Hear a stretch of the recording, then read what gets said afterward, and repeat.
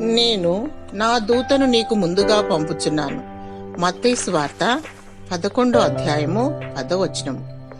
దేవుడు తన దూతను పంపి తన బిడ్డలమైన మనకు భద్రత, కాపుదల, కంచ, అగ్నిజ్వాలలను నియమిస్తాడు. తన వాగ్దానాన్ని నెరవేర్చువాడు. నీవు ఒంటరివైనను, దరిద్రపు స్థితిలో ఉండినను, నిన్ను ఆదరించువారు కరువైనను, సాక్షాత్తు తన దూతలను పంపి దేవుడు దుష్ట శక్తి ప్రభావమును లయపరిచి చీకటి శక్తులను పారద్రోలుతాడు. ప్రభువైన యేసుక్రీస్తు అపవాదిని వాక్యము చేత తరిమివేశాడు.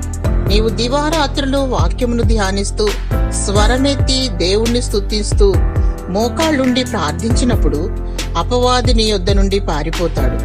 దేవుడు నిన్ను, నీ సంతానాన్ని, బంధువర్గాన్ని, నీ ప్రదేశమంతటినీ కాపాడుతాడు.